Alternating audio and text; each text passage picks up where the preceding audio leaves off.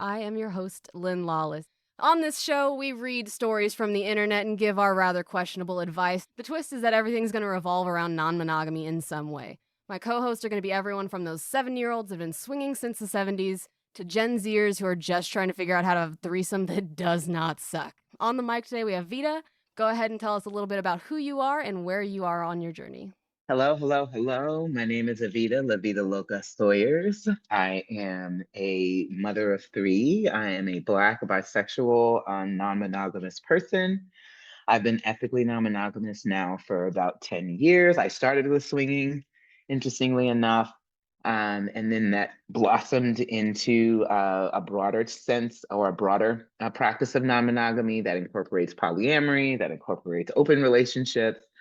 And now I actually content create. I'm an author. I educate, teach, and speak on the concept of non-monogamy and how folks can live this way successfully. I have been following Vita since right after I started polyamory. Like it was maybe 2 years into my polyamory journey back in 2020. I was just saying that I shared on Facebook one of Vita's posts about jealousy because that has been one of the big things I've been working on in my journey. It has been a challenge. But Honestly, it was a challenge for me too, which is why I talk about it so much. and it's so affirming. Like I was just saying before we kind of launched into this that I would really love for this show to be an opportunity for all of us to see that even though polyamory isn't the struggle that we see every single day on TV and in media and in books, it doesn't mean we're all going through super unique, never before seen things. We're all kind of dealing with really similar problems. So the more we talk to each other and like build community, the better we can approach all of those problems. Facts. I do believe that. I think, when we experience these things, they're very isolating. And we tend to think that, we're the only person that's going through this. I also, at least, when I first entered the community, there was a huge push to not talk about feeling jealous and to not talk about struggling with your partner's interaction with someone Yeah, else. You were very much, expected to promote this image that it was just compersion all the time this and that gold you were just standard really happy polyamory.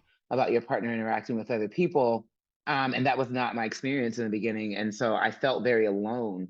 And then as I began to just talk about my experiences, just how I got started in the beginning is literally just talking about my experience and my movement through my process of my emotions. I would get these inboxes, from people going, "Oh my God, I'm so glad you talked about that because I was feeling the same thing too." And I thought I was alone. And then I was like, well, if there are other people out here, that are feeling these ways, why aren't we talking about it?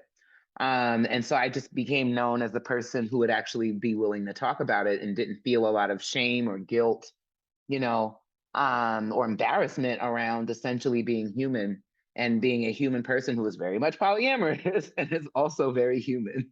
Yeah, and we're all growing and like seeing all of the like little nitty gritty steps in that growth, like the forward steps, the backward steps, the side steps. All of it made me feel like my journey wasn't so shitty. You know what I mean? Like, because we can Yeah, start from because such we can bad definitely feel places. like I am just so bad at this. Yes, like when I first started polyamory, I made every single newbie mistake, you know what I mean? Like I did it to try to save my relationship because I thought my bisexuality was becoming too strong. I needed to explore it. Like I just kept developing feelings for my femme friends and Mm. kind of was like, "Hey, I need to be able to explore this." And it started with an OPP and it started with unicorn hunting, but it very, very quickly started to change because I was willing to like put in that growth and that work and that effort, Mhm. but the person I was with at the time wasn't. So Mm. like those contrasting journeys really started to get rough. Yeah, I think that's a common experience, initially, Oh yeah. especially for people who, just did not have the opportunity to explore their sexualities before they found themselves in these relationships where they couldn't, because that was Yep. definitely my journey too, is, I had this, burgeoning sexuality that had been suppressed for a very long time. And then I was monogamously married to this man. And I was like, okay, these feelings aren't going away. They're actually getting stronger. And I also don't have a relationship that supports, my, kind of processing these things. And so we also started kind of very similar, looking for the elusive, you Yep. threesome experience. And then, it sort of evolved from that point. I look back with so much shame, but at the same time, I'm like, but look how far I've come. Look at all the growth and effort I've put in to be where I am now and to like be willing to talk about all the things now. Because yeah, like years ago in polyamory, it was very no, you can't be jealous. You have to be compersion. You have to be kitchen table with everyone. And I Hmm. do feel like our space has evolved a bit through that time. Yeah, very much so. This elevation of kitchen table as the gold standard of polyamory, you know, like you said, everything is compersion. If you're not feeling compersion, you're doing it wrong. There was a lot of that. Those were some of the things that I actively began to like speak out against. It's like, no, I don't feel compersive, Yeah. I'm struggling with this. I don't always, like metamours and want to interact with them. And I want that to be okay. Yeah, it can be To okay to not state. like someone, and there's so much stigma around like, well, why don't you like them? Why don't you like them? Why don't you like them? And it's like that's not my thing to share with you, you know? Like you have your own opinion of them. I'm not here to sully your opinion of them. We're just here to exist in separate spaces, and that's hard for people. Okay. Is there anything else that you would like to say before I start this little tea party? No, I'm excited. Let's pour the tea. Yes. Meta. All right. So the title of this one is The Partner Closes the Relationship Because of Me, allegedly. So I met a guy who's been in an open relationship for quite a time, like years, and started going out with him. In the beginning, it's going pretty well, but it started getting sticky because he omitted that he had a nesting partner. Oop, nope, Ooh. I didn't care about this information, but I was upset that he initially lied to me about it. After that, he called me to go to their house. This was the first time that I saw his partner. The encounter went well. I was a bit shy because of the situation, but nothing really bad. The only strange thing was that she left the house in the middle of the afternoon. I only saw her again at night. I don't know if she wanted to leave us alone or was feeling uncomfortable. After the encounter, things started to get worse.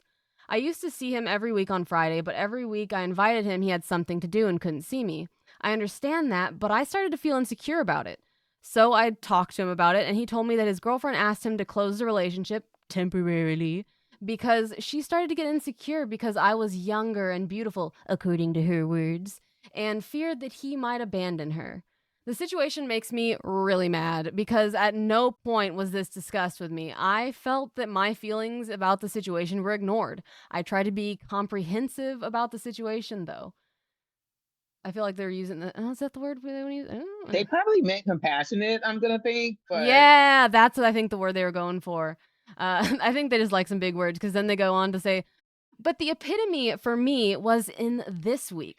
I called him for my birthday party because, after all, I liked his company. I even said that if it's uncomfortable for them, she could come over too. But she said to him that she would be sad if he comes to my party and can't trust him. This really makes me rage because I tried my best to make things work for them, but I think her forbidding him from seeing me is a little too much. I don't know what to do because I was hoping that I could engage in a relationship with him when their relationship opened up again. But I don't know if it's going to happen, and even if it's worth all of this happening. They say, sorry, it's confusing. English is not my first language. And then they have a little edit. Plus, he said it's the first time she made this kind of limitation in their relationship. So it's what makes me think it's my fault. Hmm. oof, I there is so wonder. much there. I wonder if this is his first like relationship, though. You know, because you see that sometimes when like couples open up, like one of the parties just kind of has some fuck buddies, but then they have like a more serious relationship. Right. Or something where like the partner can tell like, oh, they actually really like this person in a way that like they haven't before with the previous people that they've interacted with. Mm-hmm. It's like that moment when it gets real. Yeah. Yep. Yep. Yep. Whereas before, like it kind of existed in the realm of like theory and conjecture. Can we do this? Okay, but it's like, oh, this is real. Oh yeah, Like, when it's this in is actually practice. real. My partner is actually really connecting to somebody else. There's a lot here. Number one is the lack of communication. So rather than saying, like, hey, basically, essentially, her having to ask him about the change in his relationship that resulted in the change in how he interacted with her. Big red flag. His communication overall is tits to the wind. Right. Also, her placing a lot of the blame on the partner. Yep. Also, a friend of mine says this, and we often say this in our circles, is there are no Metamour problems, there are only hinge problems. Mhm. And Mhm. so, she can only place limitations on him if he allows those limitations to be placed. So her directing a lot of her ire at his partner is misdirected Yeah. because, she's just kind of doing her, but he's the one that's actually allowing her to be able to do that. He agreed to close up the relationship and then didn't communicate with her, you know what I mean? Like, Right, exactly. And then, so her, her frustration with the Metamour is misguided. I mean, I get the, kind of feeling like I don't understand why this person is feeling this way, but it's his job to say, I care that you're feeling insecure and I want to do the things that I can do to help you feel more secure in our relationship. But it's not going to be, not continuing to see this person.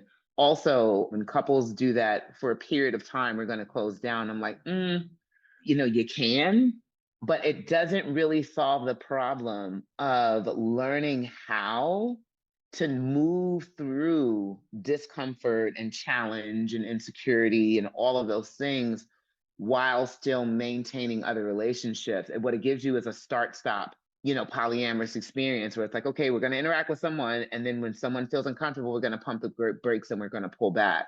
And so it doesn't really give you an opportunity to develop the tools necessary to be able to move through discomfort, insecurity, all of those things while still maintaining your polyamorous or your non-monogamous interaction. And it yes. also doesn't treat the people that you're engaging very well Takes away because their they they autonomy. they also will now not feel security in relationship with you because every time your quote unquote primary partner has a wibbly, they risk, their relationship with you being jeopardized. And so how could anyone be in relationship with you and feel safe? Yeah.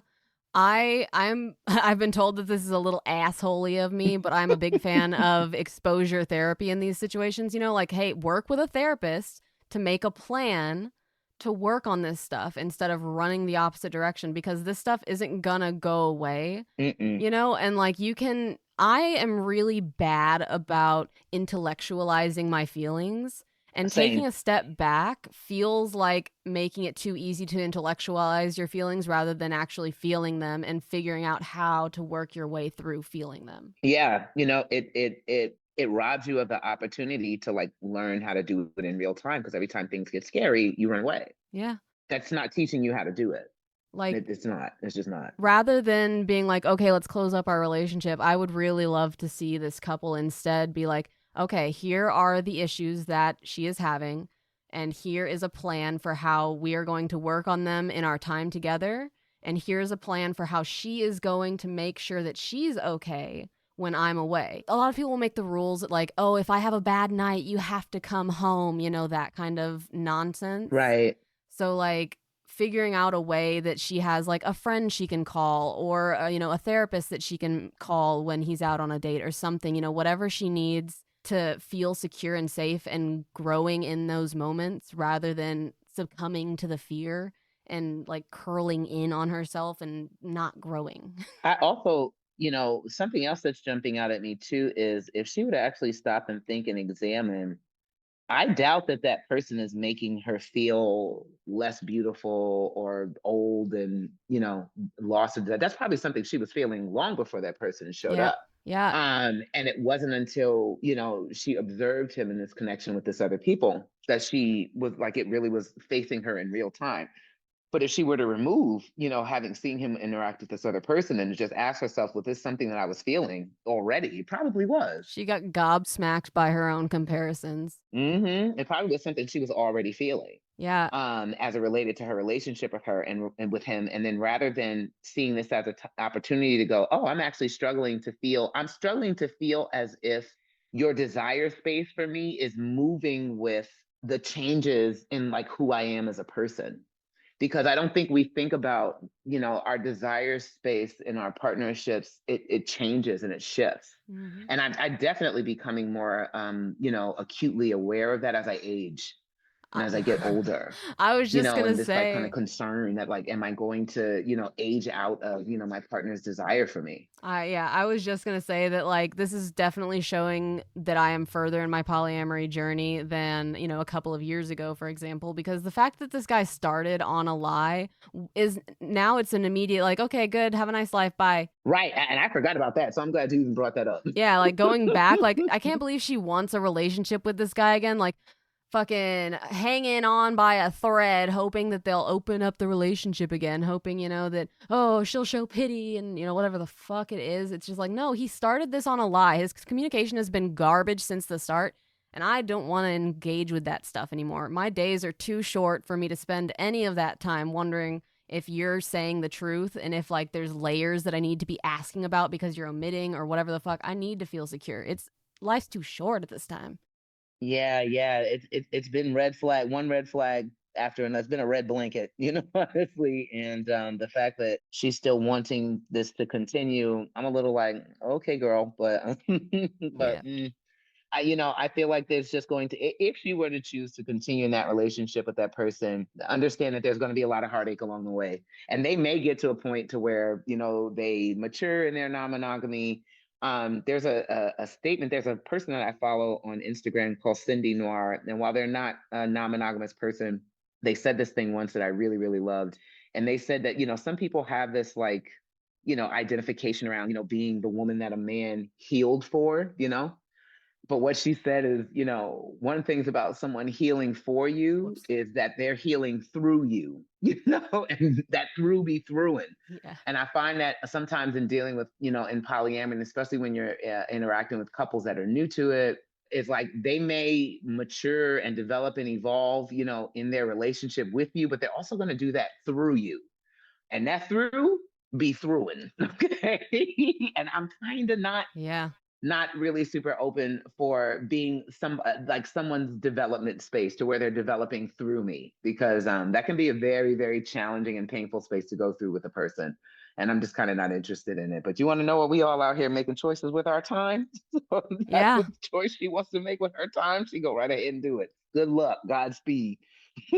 These newbies got to get experience with someone, and it's not going to be me. Yeah, exactly. Love that for you. Okay, wouldn't be me though. Yeah, like as much as it is so stereotypical, I don't have the time for dating new to polyamorous people. Like I will be friends with them all day long. I will talk them through their situations, but I can't get on that emotional roller coaster. My neck hurts. Yeah, I'm not. So my last partner that I was with, and we were together for 5 years, he was new to polyamory when we met, and it did give me pause. I was like, Fortunately, in that circumstance, he was very, very good partner, for the period of time that we were together.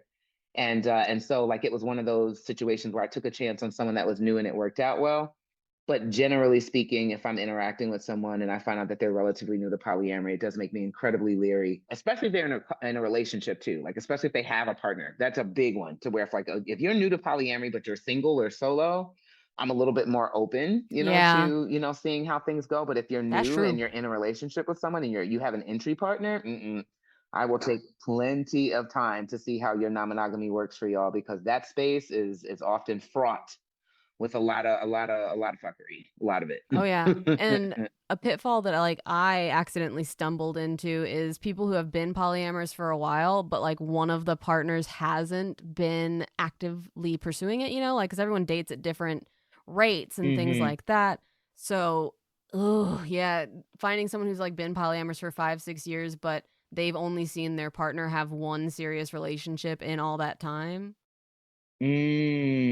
Yeah, I always say that the only information that how long a person has been polyamorous gives you is how long a person has been polyamorous. Yeah. It gives you no guarantee that they're doing it well, that they, know how to make multiple relationships function simultaneously. All it tells you is so and so has been practicing polyamory for 6 years. That's literally it. Yeah. And often people fall into that trap of going, oh, well, this couple has been doing it for, 10, 15 years. So I should be safe. And then they find out that like, whoa, wait a minute, they've been engaging in a lot of really harmful practices in that 10 to 20 years, or they've stagnated and they've not really grown. Some of what, like, we're seeing in this particular story is because every time things got uncomfortable or difficult, one or both of them decided to pull back, instead of seeing that as an opportunity to grow. Yeah, and just the hinge or whatever, kind of acting like this is because of the girlfriend and stuff like that. Like again, no, you're going with it. You can't just blame your partner because you don't want to be the bad guy. Oh, I hate when people throw partners under the bus. And it's like, well, I would go on vacation with you, but my partner, I would, spend the night with you, but my partner. And I'm like, no, own Yeah, your choices. Say, I have chosen to support my partner by not agreeing to stay the night with you, yeah, if that's a choice that you're making. And don't throw your partner under the bus and say, well, it's my partner, it's my partner, I would do this, but my partner's so uncomfortable with it. And it's like, okay, but you're making the choice to placate or their discomfort by not doing the thing. And so you need to own that, take personal accountability for the choices that you're making to support your partner in that way. yes, so much of that. If I could go back and give myself like two pieces of advice, one of them would be avoid couples, run, run, stop it, don't do it. Um, but yeah, that would be high on the list as well. Cause my God. Okay, okay. I love how much we picked this little story two pieces. Uh, are you ready for the next one? Absolutely.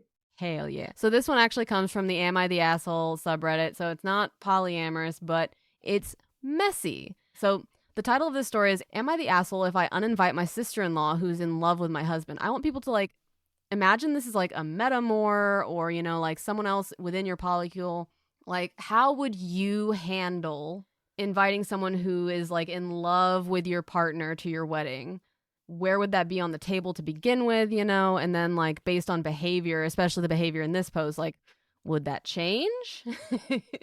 So, am I the asshole if I invite my 32F sister in law, 30F, I'll call her Tina, from my baby shower because I think she's in love with my husband? Oh, it's a baby shower, not a wedding. Anyway, my husband, 33M, and I met each other at a ski lodge 9 years ago when I was with my young daughter and a female friend with her child.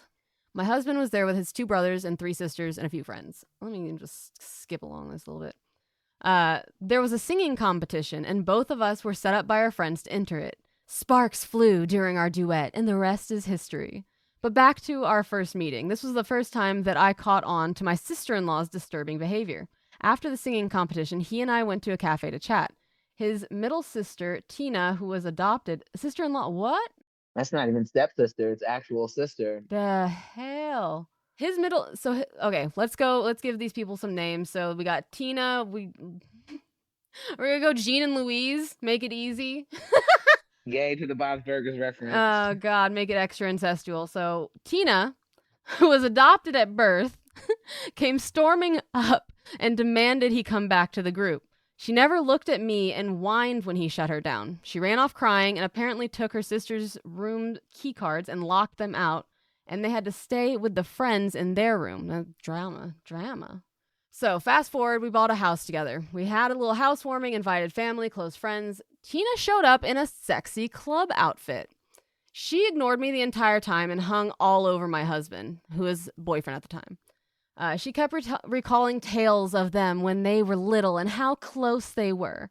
She'd kiss him on the cheek and hug him and touch his arm when laughing, and he was visibly uncomfortable, so I stepped in. At first, I thought she had a crush on him, but by the way she was acting, it looked like she was the girlfriend, not me. She was going around reminding/telling everyone that he used to say he never wanted to have kids, but now he's playing daddy to my daughter. Woof, Tina. One of my friends said she thought Tina was weird for talking about how hot his modeling photos were when he did print work back in college, and that her favorite photo of them was at a beach in Hawaii during a family vacation a few years back. The most bizarre thing she told a few people was that he had never dated a woman of color before, and now all of a sudden he's in love. It's only bizarre to me because she's biracial, so I don't know why this would bother her unless she's jealous of me because she wishes she were me. Things really go south at the end of the night when he gets down on one knee and proposes to me. She started crying and ran to the restroom. Their dad went to check on her and then drove her home. I know exactly why she was upset, but my husband always equated her behavior to jealousy because she had never had healthy relationships. It could be. Sounds like a little emotional incest, and maybe. Anyway. After that tantrum, she skipped our wedding day, baby shower, our children's birthday parties, and other family events that we attended. I was fine with extending invitations because I knew she wasn't going to show up. She had had some sort of mental breakdown and was in and out of treatment for years. Now, I have to say, I wish nothing but the best for her, and I don't know what kind of issue she's going through, but I don't want her disrupting our peace. I'm currently pregnant, and our baby shower is at the end of the month. I'm having it a few months early because I am at risk of going into labor early, like I did with my other two children. Mother in law called to RSVP and stated Tina would be riding with them, and if it was okay if she brought her new boyfriend. Okay. I was surprised because I hadn't seen her in years, but was apprehensive to agree. Eventually, I did agree and hoped that she resolved whatever caused her so much distress when she was around the family. Well, it took about 24 hours for her to start her nonsense. She texted my husband paragraphs at 3 a.m. telling him how she felt about our family. First, she went on to say how much she missed them being close and how I came in and destroyed their close relationship when I had barely said 50 words to her in 9 years. You can still ruin a relationship. Less words, you can still ruin a relationship. She asked him if he was happy with his life because, again, he used to say he never wanted kids or to get married. She then asked if he thought about her in all this time and if he could meet up with her before the shower and talk alone face to face. That was the last straw for me. I asked my husband if he knew that she was in love with him, and he just kind of shrugged and said he didn't doubt my theory. I asked him if we could uninvite her and this new boyfriend because I think she's just going to bring drama to our baby shower. He said he wants to talk with his parents first to see what kind of state she's been in, but I know in my gut she's ready to ruin this day with her theatrics. So am I the asshole? So she does add an edit. She says 100% certain that no intimacy happened between them, and he's not unopposed to inviting her, but does want to know what his parents think about her mental state. Okay. This is wild to me from the beginning. Like, there would be plenty of people who would say, like, they're not blood related, so, like, there's nothing wrong with this. But I am of the opinion that, like, they came up together as, like, little kids in the family together, and that's where I'm like, no. Yeah, this is there's a lot of cringe Yeah. here. This is our A lot of cringy cringe. clickbait. I am also curious as to why the parents haven't intervened. I think that while I believe very, pretty assuredly that like nothing, no hanky panky, went down between her husband and the sister. But I also don't think that he has probably been very decisive throughout their interaction by going, you need to cut this out. Yeah, you need to And quit so that it's shit. very clear that he has not been very boundaried Mm-hmm. with how she interacts with him. Because if he had been, she wouldn't even, people just don't try doors that they don't believe are locked. Yeah, and it's hard to put up boundaries with people that we already love so much, because we don't want to alienate them, but we gotta do it. We have to do Yeah, it. you have to. And oh my And so, goodness. to me, he let things get too out of hand over the years. And then, because the fact that she even felt emboldened to behave in these ways to Mm-hmm. me is like, where What? did that come from? Other than you not putting your foot down and going, this is inappropriate and you need to stop, Like, and in no uncertain terms. yeah, because if she's been acting this way kind of since they were 11, I'm wondering why the fuck the parents didn't get her into therapy and be like, hey, this might be an unhealthy attachment. Let's get you to talk to a professional and Right. work through this, like, because it's, some kind of attachment, something or other. Like, it is perfectly normal for people to, like, develop feelings for kids that they're in the same grade with, yada, yada. This transcends that. This is not that same issue.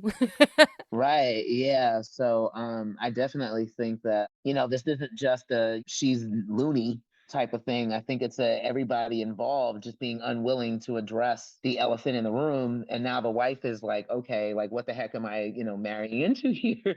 Like, But yeah, like, it felt like one of those things where in polyamory and whatnot, we often deal with people who are super into our partners and like have known them since middle school and do the whole like, well, we should be together because we've known each other since middle school. We know all of our secrets and, like whatever type of ish they bring into that shit.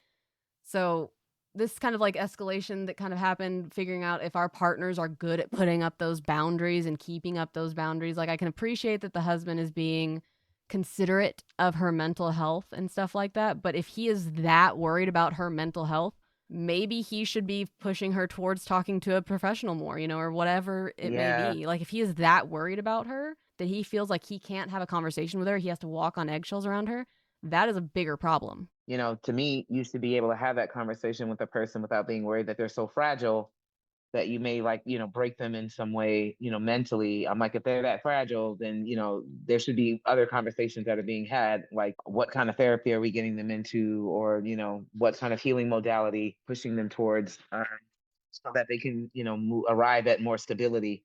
Mm-hmm. So, talking about being upfront about our jealousy and our issues and stuff like that that we're working on, one of my ex partners, I know full well is going to be getting married to the person they decided to become monogamous with. That's interesting. And, we're still good. We're still friends, like we de escalated. I am still very hurt, but that is, something I'm working on. This person has given me a great opportunity to like talk through my feelings as they come up. And like we've created this really great space where I can say, today I'm mourning, and then, express an aspect of the relationship that I'm mourning on that day in particular. It has made, conversation a little more fraught in general, but more healing, than just kind of trying to shove everything under the rug. But what I'm getting to is I know that I cannot go to this wedding. I know that about myself in my heart. Even if I don't try, like if I keep myself as calm as I possibly can be and I just sit quietly, I'm going to end up crying. Something's going to happen. I'm going to cry and I'm going to walk out so that I don't ruin things. And then people are going to be like, why they walk out? What's the drama? You know what I mean? I'm Hmm. not going to let any of that kind of energy go into this day that is going to be so beautiful and fulfilling for someone that I love, you know? And so like just the self-centeredness of the way this person is approaching the way that they're in love bothers me on a deep level. Yeah, I think sometimes we can sometimes torture ourselves unnecessarily because we want to be what we think is a good person. Mhm. And so, in the situation like how you talked about with your exes, we sometimes think that, well, being a good person is being able to go to this wedding even though I know that I'm going to have a lot of really big feelings that don't match, what I feel like should be expressed on that day, Yeah. Yeah, and it's a big fucking beast face down, Hmm. It takes a lot, and like it's uncomfortable because I want to be, deep down I really want to be that like shining, inspiring, wonderful polyamorous person. I want to be able to go and celebrate, but I'm a salty little lemon right now and I got to work through that, and I'm going to be an adult and not go to the wedding and ruin it. Yeah, I don't even see that as like a lack of evolution, So, I don't know all the particulars and Yeah. like how it went down. But to me, why would I be able to get to a place? I'm very happy that this person is making a choice, that feels good for them relationally and whatever. And also, I don't have to witness it, especially because that choice inadvertently hurt me in order to do it. I don't have to witness that. I see that as I'm protecting my peace. Yeah, and like as much as as much as I'm protecting my peace, I'm also like trying to be considerate of theirs. Cuz like they are important to me at the end of the day and I don't want to like ruin anything for them in any way. So like as much as I was earlier talking about like exposure therapy and stuff like that, this doesn't have to be that. If you know anything about exposure therapy, it's going up little bitty steps, in safe and healthy ways. This would be bad. This would not be a way to exposure therapy my way through these jealous feelings, these insecure feelings that I have. Mm, yeah, I wouldn't do it. I think we can sometimes kind of self-torture Mhm. in polyamory. And early on in my journey, I definitely did that. And now I'm like, nope. I'm not self-torturing in polyamory, trying to prove a point to myself or the community or, my partners or former partners or Metamours. Like, Mhm. So I'm not doing it. So polyamory is challenging enough. Oh, yeah. The shock therapy, exposure therapy. As long as you're doing it under the guidance of a licensed professional. Mm. Oh gosh, cuz yeah, like it's easy to get wrong. Okay. Anything else about this one? There is an update that I'm just going to kind of like skim because it's cringe, it's drama, but for anybody that wants a little more resolution to it, uh Tina blew up the husband's phone. Everything went wild.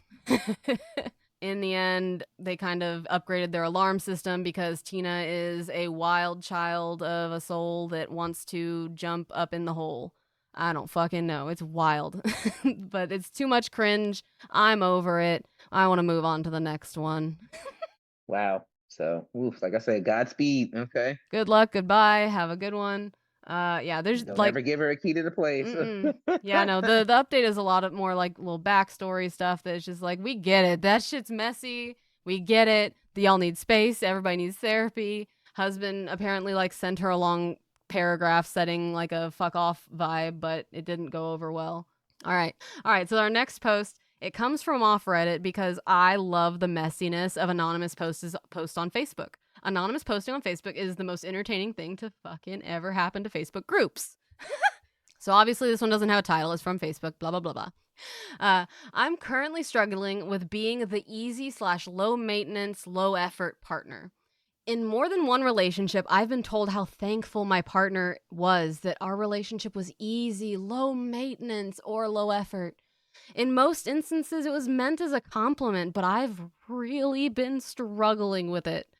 Through therapy, I have definitely learned that me being low maintenance is a defense mechanism, and putting the bar on the floor so that no one can let me down.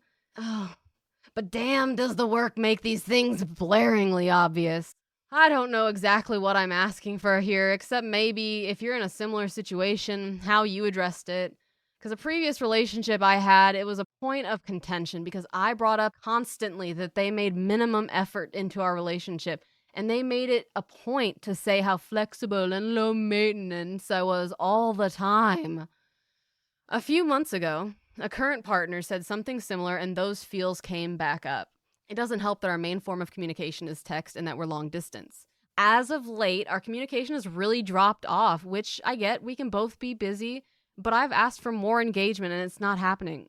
But they flirt with new people in the poly group posts, you know? So, like, yeah, I don't know. It's just, I'm on the emotional struggle bus right now, and I don't know how to stop being the low effort partner that gets a tad resentful. I'm going to say it. Be the high effort partner. I have gotten so goddamn comfortable with testing people as soon as they even want a friendship with me, just because and this is a trauma response too. Like, it's not any more healthy than, you know, what that they're doing. I shouldn't be testing the people that come in my life. I'm aware of that. But here's where I am, okay? When someone wants to be my friend or whatever, I will set a boundary that is mildly inconvenient to them and see how they react, you know? I will be inflexible on one little bitty thing that doesn't matter in the grand scheme of things just to see how they react to it, because I am such a fucking people pleaser that I cannot get emotionally attached to users anymore. I just can't. Yeah, you almost kind of have to do that if you're not careful and you're not like looking for this early on. You can like look up and find yourself in this relationship where you're people pleasing and your needs aren't being met and you're constantly acquiescing to this other Yeah. person, and it's because you just didn't do your due diligence early on in the connection. Yeah. I have gotten myself, you know, dug into the dirt trying to just be the easy breezy cover girl, you know? And it Mm-hmm. fucking sucked. It was awful. But now I've found that, like, doing this little bitty stupid test makes it feel so much safer for me to be my kind and giving and loving self with the people who deserve it. I Mm-hmm. hate the fact that I have to test people. I don't want to be testing people, but that's what I have to do in order to preserve the vulnerability that I value so deeply. Yeah. I tend to be a low maintenance partner too. Mhm. Some of it I do have to examine my beliefs around feeling like if I, am too needy or I want too much, that a person will not want to, keep me around. Mhm. And so there's definitely some work for me to do there. Yeah. And then also, one of my the things that I love about being in relationship is I like to be a relationship space where people can just be and not feel like they're having to perform. Yeah. I really do like being a space where someone's like, with Vida, I can find rest. That is so But important. yeah. And also, if I'm not careful, it does tend to attract people that'll be like, that's all I'm going to do is rest. Yeah. And I'm not going to give you anything. I'm not going to try. I'm not going to, I'm not going to give you any energy, Oh, yeah. That's all I'm After going to do is rest. You're going to take the reins. You're going to drive the Yep, yep. relationship. You're going to drive the connection and. It has been so good in like polyamorous spaces and stuff like that, especially to be able to meet with these other giving people and these other kind people who like also then don't expect relationships, because it's so easy to fall into like the trap of being the kind and easy person and then being the like kind and easy person, like just giving in other ways. Mhm. Meeting people who aren't immediately gonna like take my giving nature as like I don't know how to describe it, but like seeing people show up for us in like these little bitty fucking ways is so good. And when it starts to drop off, or when like we see them showing up for other people, like we ask for more communication and then we don't get it, but we see them like flirting with new people in the poly groups and stuff like that, it sucks. It It so does. sucks. It really does. 'Cause it's like, how do you have capacity, to engage someone new, but my needs are not getting met? And I actually just made a post about this saying, don't take on more partners than you genuinely care to meet the needs of. Yes. Yeah. I love it. And so many people, they take on more partners than they genuinely care to meet the needs of. Yeah. And so it's like, here I am having this issue with you in our communication and asking for more, and you not responding to that well. And yet here you are showing up to, potentially. Now, granted, some people do just like to flirt, and that really is all it is, Yeah, a little and bit they're of, wanting to engage in serotonin. that energy. So I think sometimes we can see our partners flirting with someone online, and we're like, we immediately jump to, well, what if they're trying to get in a relationship with that person, or they're trying to date them? And they could be like, I literally was just trying to flirt with that person because I just like to flirt. Yeah, and then there's also like the angle of like, why didn't they flirt with I me? definitely have had to deal with that because I've had my last few partners have been Libras. Hey, I'm a Libra. Yeah, that's my little fucking pothole. I fucking feel it, because my immediate thought is like, well, if you had the energy to flirt and you want to flirt with me. I'll hype you up. I'll tell you that you look like a Greek god. Show me your wiener. Like whatever. If you want to get flirted up, let's go. Bring that energy over here. Yeah, and I think Wah. that I'm very much a proponent of as well. Like, how are we flirting? Yeah. I think for some people, it's a lot more about the new energy of flirting with somebody new. And I get that. I do. Like on an adult level.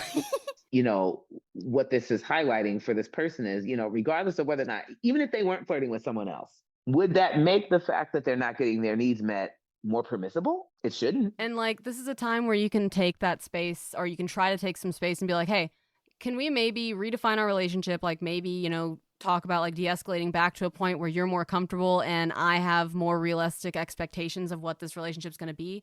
Cuz right now, he's kind of like pouring from an empty cup in a way, just like hoping the conversation will come back if they pour enough into it almost. Right. But I think sometimes where I get frustrated is in spaces where, partners are like, oh, I'm a low maintenance person.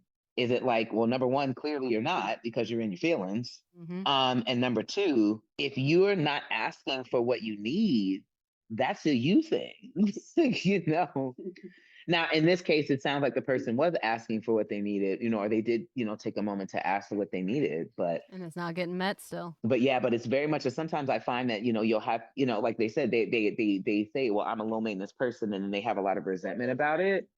And I'm always like, okay, but like, you have some identity wrapped up in you being a low maintenance partner. And that, like I said, that's very much a you thing, because you could be more high maintenance, you're choosing not to. So, and then hoping that the reward, that you get for you not being a high maintenance partner is by someone going, oh my God, I just love that about you so much that here, I'm going to meet your needs, even though you're not asking for them. But it kind of doesn't work like that, you Nope. know? It doesn't. It doesn't. You got to be aware of your own needs and willing to communicate them, because people aren't mind readers. As awkward as it is to be like, hey, my love language is touch, and I would really appreciate it if you gave me at least one hug a day. Pretty please and thank you. that, that's what I need. Right. And if that's all you need, like if all you need is one hug a day to feel secure in your relationship, but your partner is showering you with words of affirmation and giving you so many acts of service and it's just not hitting right, and they could just put their energy into giving you a hug instead with a little awkward conversation about like the truth, what the love languages are instead of it's not a Disney movie. It's not a fairy tale where like they just know me so well. Knowing someone so well comes with time and effort and like openness and willingness, and when they're asking, they're open and willing. Yeah. I want this person to get what they need out of a relationship. It might just be that this person isn't what they need, and time to move on. And with your next partner, set the immediate standard of not be. You can be flexible, you can be low maintenance, but you don't have to be a doormat. You don't have to be Right. bending over backwards. You can be all these, positive things that people compliment without it being your entire fucking identity. Yeah, I definitely think they need to update themselves to, it's like, okay, you're not a low maintenance person. Actually, you do have care and maintenance that you need. And now you need to allow yourself the space to ask for it so that you don't find yourself in this situation where, you've spent all of this time, trying to convince this person that you're low need in an effort to recommend yourself to them. And so then when they treat you like you have no needs, and all of a sudden you got all these problems, Mm-hmm. Yup. Good gracious. All right. If you have anything else for this one before I move us along. Nope. All right. This is coming to the end of our show. I like to wrap things up with a little bow. I tickle myself with that every time. So this final story is one that's resolved. It has an update and everything. I don't like to leave y'all on a cliffhanger. I don't like to leave y'all on like super duper negative stories, So this one is a little bit long, so I'm going to try to blaze through it and not get too distracted judging people halfway through it. All right, take a sip of water to steady myself. Magic of ice water activate. All right. So I, 25F, met my ex-fiance, I'll refer to him as J, 23 male, 2 years ago. He was fresh out of a divorce, and we are both poly. We dated for a year before he asked me to marry him, and I agreed on the condition that we would have a long engagement. During the past year, he has had a lot of partners, and a lot of his other relationships would slowly become all-consuming to him, as in he would text them all the time, take them out on dates, dote on them constantly, while essentially neglecting our relationship. Then, out of nowhere, things would sour and they would stop talking. I became friends with a lot of his ex-partners, and of course they would stop talking to me as soon as they broke up with him. After a particularly bad breakup wherein his ex was a longtime friend of mine who ended up blocking me on everything after, I set a hard boundary that all of my friends were absolutely off limits to him. Long story short, I befriended this girl online, and after a month of talking to her, he asked to join our games. We would all play games together for hours on the weekends, and we played everything from first-person shooter games to Stardew and Pokemon and Minecraft. Jay came over to me in September of 2022 and told me that he liked a girl a lot, and I reminded him of the newly set boundary, that he would not go after my friends again. I really liked having her around, and I was sick of dealing with losing friends. Fast forward 3 months, and he accidentally hands me his phone and takes mine while we're leaving for work. It wasn't a problem, as I had his passcode and he had mine, so we could operate for the workday. At some point, I got a notification from Discord, and it's our online friend. She sent him a not safe for work picture with a good morning text. He was officially cheating, and funny thing was, he made an entire Discord server and categorized the cheating. I was heartbroken and broke it off with him immediately. I even blocked her. She had been encouraging me to break up with him for a couple of weeks after I opened up about my struggles with potentially being asexual. In a weird twist, his 2 other partners broke up with him for different reasons the next day, and he lost his job. So he has been a wreck since all of this went down. In all of this, I somehow became his only support, and he's been begging me to just act like none of it happened, like I wasn't betrayed by him in an open and poly relationship that he managed to cheat in. He wants me to hop on and play games with them, like they didn't actively betray me for close to 3 months. My heart hurts. I loved him so much, and now every time he says I love you, I don't say anything to him.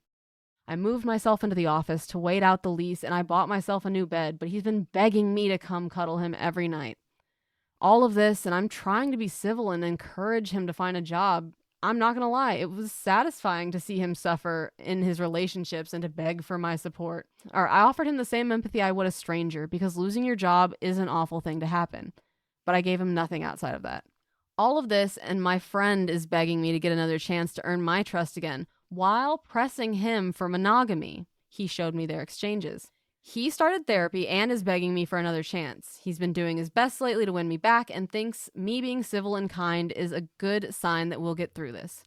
But it'll be a cold day in hell before I take back a cheater and a liar. I let him believe what he wants. I let him delude himself into thinking that there will be another thing that he can just get away with.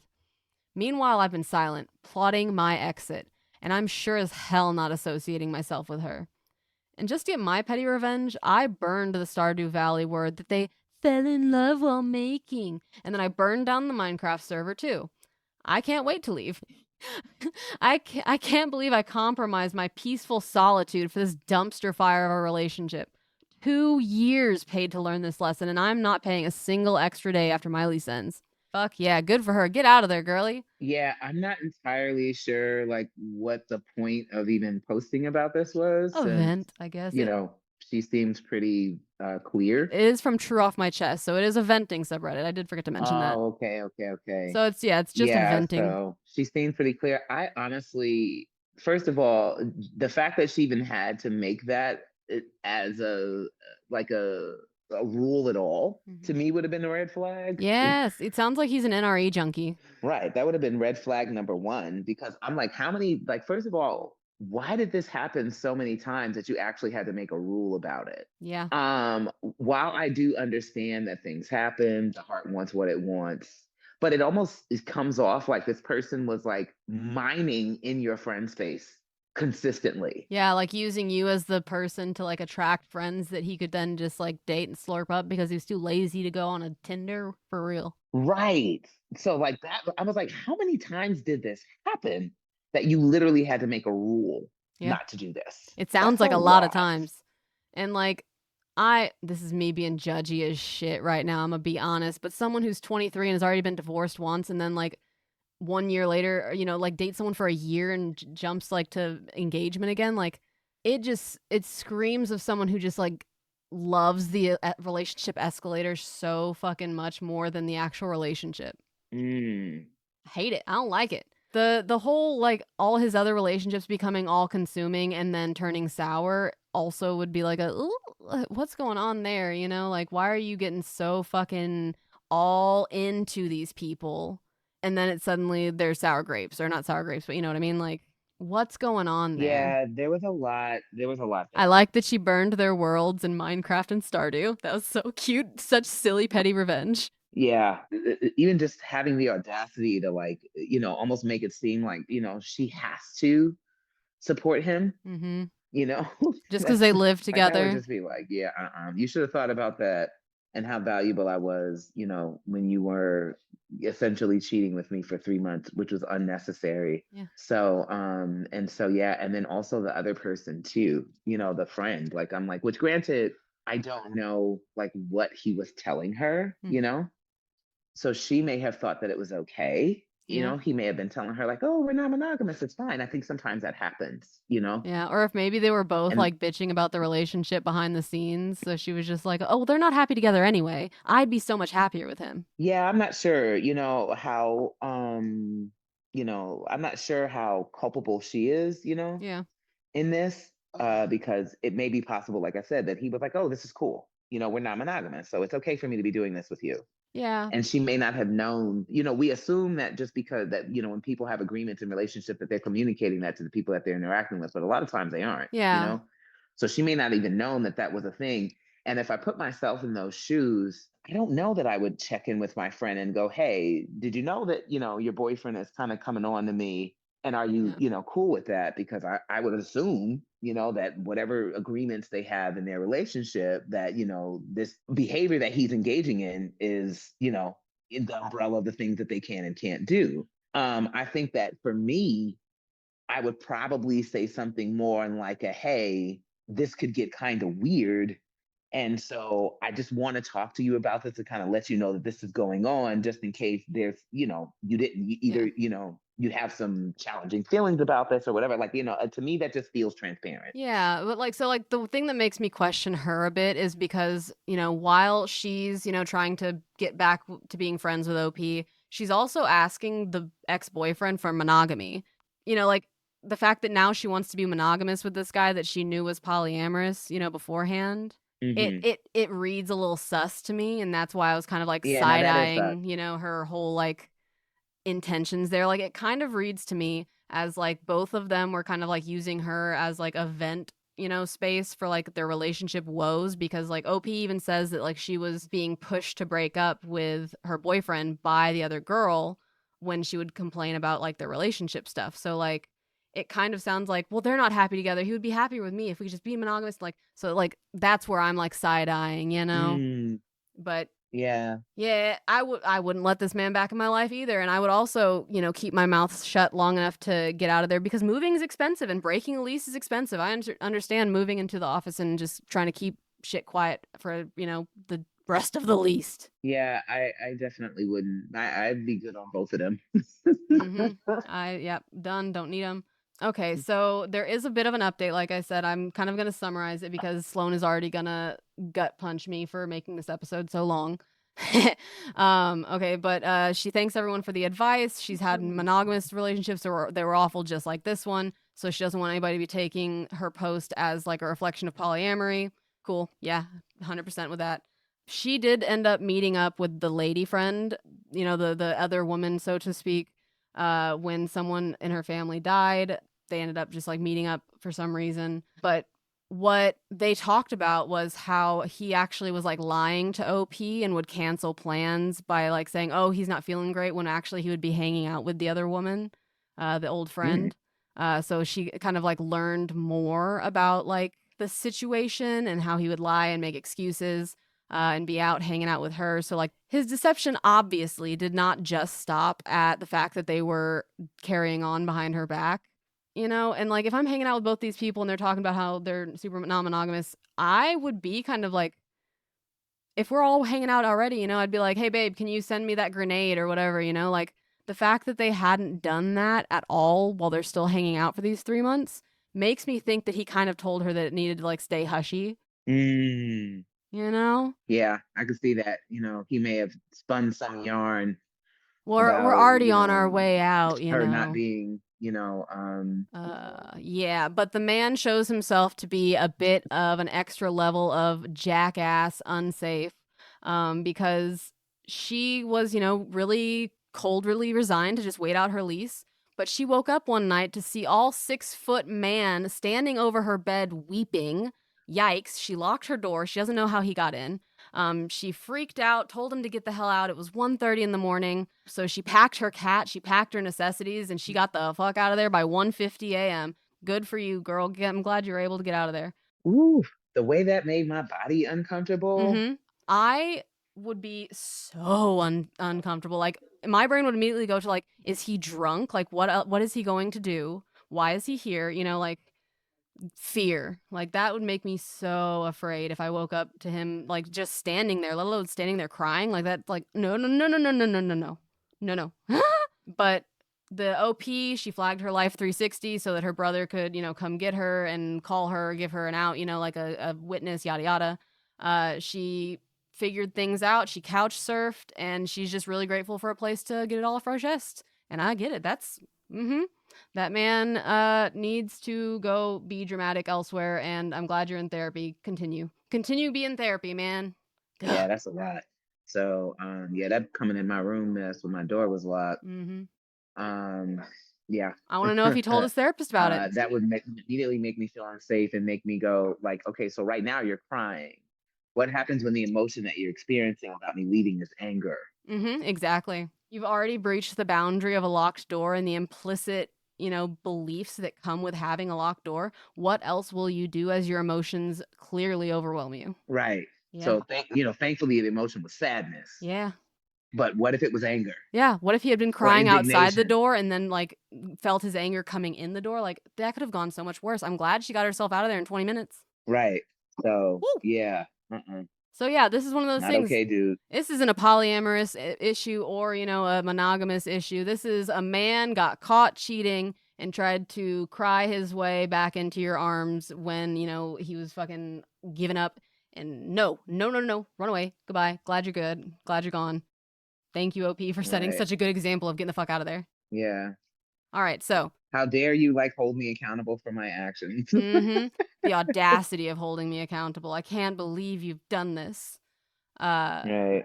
Before we wrap up the episode entirely, we like to give some little non-monogamy survival tips. So Vita, I will hand it over to you if you'd like to share yours first. Non-monogamy survival tip that I would like to give based on some of these stories, honestly, is to trust your gut. I think a lot of these stories are a lot of people just second guessing their gut instincts. Right? And that's not to say that, we shouldn't examine, our gut instincts, because a lot of them are shaped by past experiences, trauma, etc. But build your trust in your own voice, because one of the things I'm very grateful for is I trust my voice. I trust my inner voice, and I trust when she's trying to tell me something. And so learn to have a very, very, very, very trustworthy relationship with your inner voice, especially because non-monogamy is something to where there's not a blueprint, necessarily. Yeah. And so because of that, there's a lot of opportunity for a lot of just crappy stuff to exist in it, and you to be like, is this okay? Is this okay? And so learn to have a deep sense of trust in your inner voice is probably my non-monogamy survival tip based on all of these Yes. stories.